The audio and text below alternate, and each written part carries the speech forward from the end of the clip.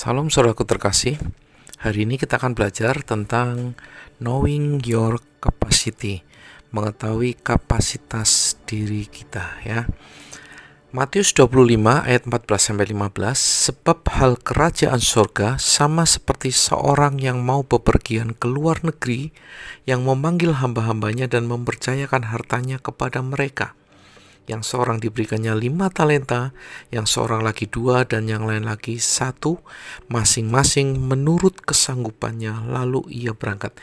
Di sini dikatakan tentang menurut kesanggupannya, artinya sesuai dengan kapasitasnya masing-masing.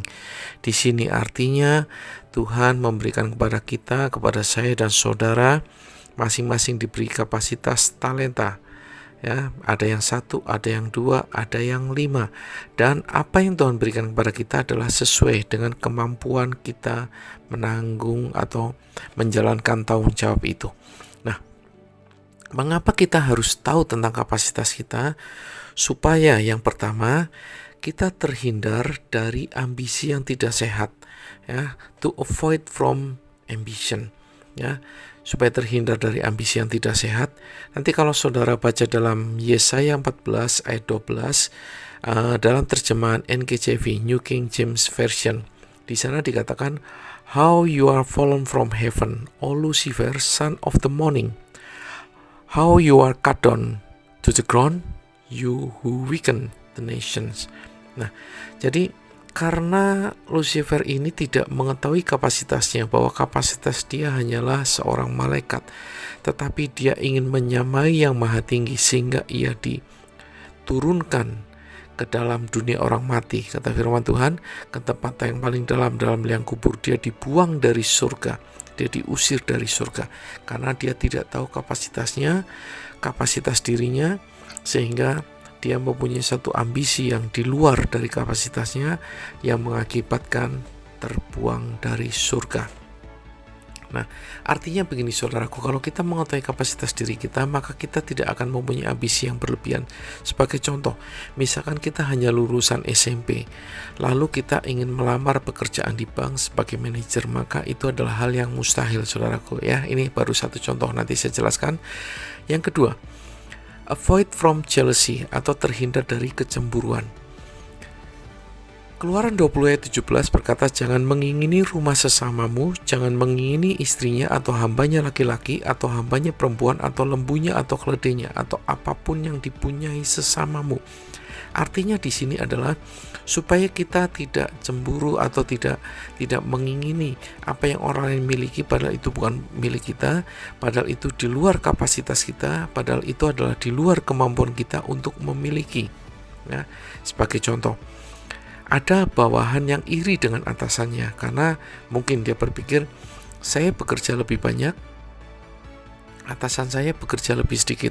Padahal kita tahu saudaraku, di dalam dunia kerja, semakin tinggi kedudukan seseorang, maka pekerjaan fisiknya akan semakin sedikit, tetapi pekerjaan yang menggunakan